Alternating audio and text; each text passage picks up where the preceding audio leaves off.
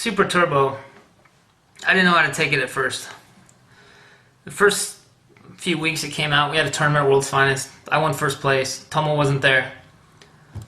I won seven tournaments in a row at Super Turbo at World's Finest when the game first came out. First couple months.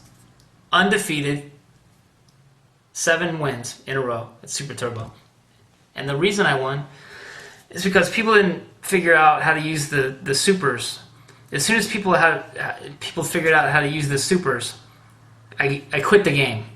Because the whole strategy of Street Fighter got turned upside down when Super Turbo came out, because now people weren't playing to get one tick or get a lead this big. They're playing to get that super and then get in close, and then you could super 1 or 2 times a round if you were good.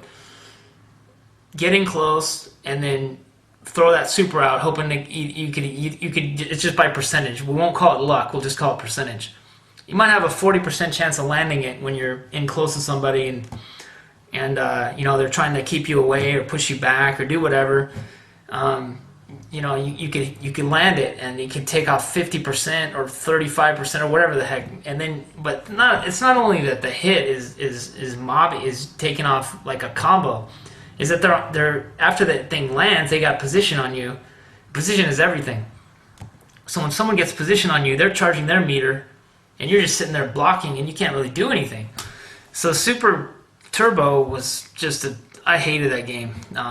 Even though I was pretty good at it, didn't like it. Didn't like the fact that Balrog was just totally stupid. I mean, you could turtle up with them really good, get that super. Someone makes one mistake, sticks out one low short or whatever, and then boom, lose half. Game could be over real fast.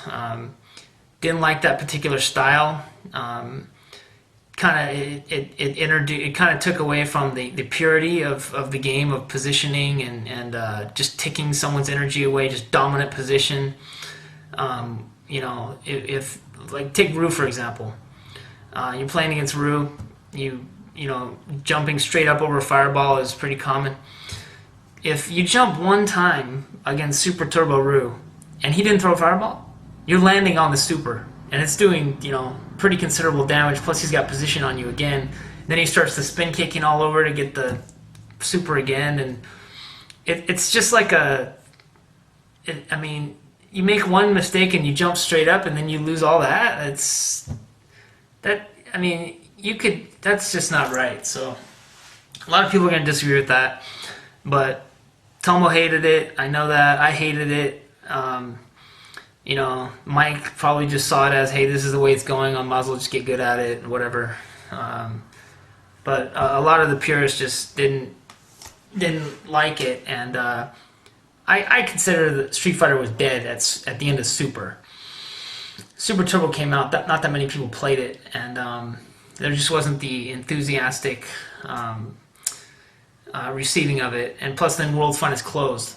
After I won the 7th tournament in a row, World's Finest went away, and then I retired. That was it.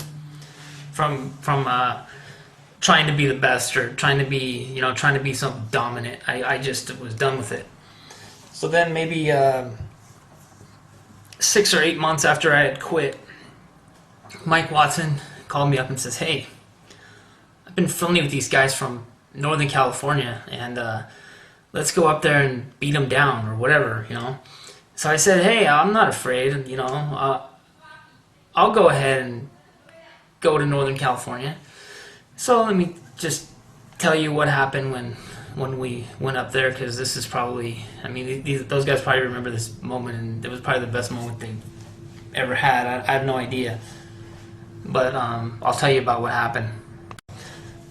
So Mike and I went up to Northern California for a Super Turbo tournament. It was a big deal for those guys, because those guys felt like, hey, we're just as good as those LA guys, and we're ready to prove it, because they thought that they were really, and they were really good. Those guys are very good.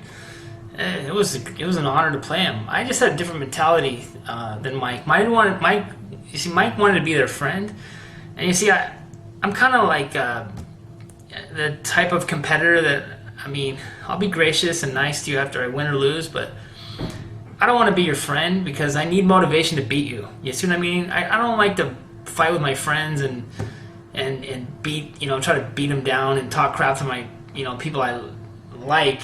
I didn't want to get too close to him because I needed motivation and since I had retired, I thought, I'll just go play him because, I'm not afraid to lose, and this is gonna probably hurt my reputation. But hey, just playing for fun, it's no problem. So Mike and I drove up there. I got beat by Thomas. I think I lost to him 2-1. It was like Sagat versus Bison or something. His Bison was very good. I think I got fourth place. It was fine. Mike got second. Almost beat Thomas in the final. It was very, very close. But then something interesting happened. I was fine losing with Super Turbo because I really didn't like the game. But something interesting happened. Alex and Graham Wolf, two good guys I respect a lot. I really like their just everything about them. I mean, they're just good people. So Alex and Graham invited us over to their house, and when we get over there, they've got a Street Fighter 2 hyper fighting machine at their house, and they're telling Mike, they're like, Mike, we think we're as good as you guys, or ever were as good as you guys. And Graham and Alex and I, Graham was talking to Mike. We think we're as good as you guys ever were at hyper fighting now because we've caught up to you in skill level, right? We're up to you guys in hyper fighting. And Mike, being the crazy kid he is, was like, you guys don't know what you're talking about. You got Jeff Schaeffer here. Why don't you go downstairs and play Jeff? And if you can get past him, I'll play you. And Mike was warning him, like, man, I don't think you want to play him because he's going to tear you apart. So this is like a moment. Those guys I could just see the look in their eyes. They had this fire. They just like, damn, I can't wait to play Jeff Schaeffer at hyper fighting because I heard this guy was just like one of the best players ever, blah, blah, blah. So we sit down to hyper fighting, and just the crap talking in me just can't stop. So I'm just like, looked over at them, told them both. I said, listen, I'm going to do something for you that doesn't happen in a tournament, and I'm going to do it for you because it doesn't matter what I say or do because you're just going to get killed, all right? I'm going to play Blanca, all right? I'm going to tell you that up front. I'm going to play Blanca. I'm going to jump up and down, and you guys are going to get beat, and there's nothing you can do about it, okay? I told them this before we even started playing. I told them my strategy, and I told them the player I was going to play, and they were like, Blanca's like not even top tier. He's like probably 7th or 8th best. Or they're lecturing me on how good Blanca is, right? And they're talking to like the best Blanca player that's probably ever played the game in the United States. So we start playing. They are just getting destroyed. It was just no contest. I'm jumping, I'm doing my thing, and I'm biting, rolling, doing all that. The Blanca train was alive and well. And the games are passing, and we're counting the score, okay? It's like 10-0, okay? I don't think about us around, all right? It's 10-0. I'm like, how many games you want to play before you learn that your tier is all wrong and Blanca is the freaking king, right? Unless Tomo's there, and then it's a totally different story. Then all of a sudden, whoever he plays is king, which is Rue or Guile, and can't touch that. So we're playing, and the time is passing, and they're breaking out. They're good with these guys are very good players, and they're good with not just one character or two. They're good with everybody, and they're going back and forth, and they're talking, and they're trying to figure out what to do, and they don't know what to do, and they're just trying everything, and they're picking Dalsum and Guile and Sagat and Big Bite. They're using everybody. Can't do it. Okay, so the final score against Alex and Graham combined, because they're trading off, trying to figure out what the heck to do. 33-0. Okay. And then I said, Mike, there's no need for you to come down here. I beat him 33 games to 0. hyper fighting. Okay, this is after I haven't played hyper fighting in a while, and these guys have it in their own house, and that pretty much said the whole that explained the different level of play between, say, champion, hyper, and super between Northern and Southern California. But for Super Turbo, hey, those guys are very good. They can take that. That's fine. And on, actually, after Super Turbo, I mean, they're pretty much caught up in skill level to, the top players, except for Tomo, which didn't play Super Turbo. Tomo came down one time to World's Finest to Super Turbo, and I mean, he didn't show up for months and months. He came down one time for Super Turbo just to play in a tournament and see how it went. I beat him. I eliminated him at the tournament. But I didn't even. I mean, it's exactly like Tomo said in his speech, is that to be the best, to be the top, even with Tomo's massive skill level, you have to practice 6-8 hours a day, whatever it takes. You got to play all the time, and you have to play against the top players.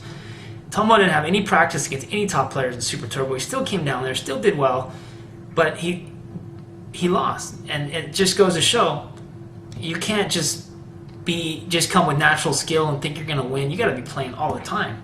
So and at that moment, I realized, hey, we can't do this forever. I can't play this game 6-8 hours. Plus, I'm the oldest guy there, pretty much. I mean, I'm almost 39 years old right now. I'm probably 6 years older than Mike and Tomo. So I'm in my, mid to late 20s or whatever, mid 20s playing these games, 24, whatever, old, and started when I was, 5 to 6 years older than these two guys, and my Super Turbo came around, and my reaction time wasn't as good anymore. Time to quit. But Super Turbo, it's a fun game to play in practice, but when you go at the highest level, it just becomes a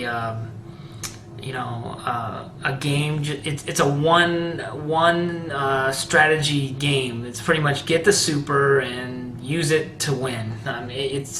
Because it's not only using the super, it's like getting the super changes the behavior completely of how the other guy plays, which is like a strategy in itself, So the whole game revolves around the super, having it and using it. Totally different than what me and Tomo were used to.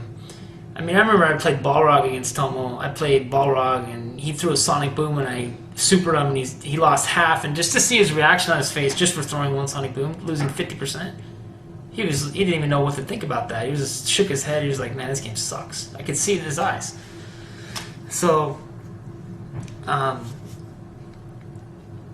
then I can talk a little bit about Alpha and the games that came after that.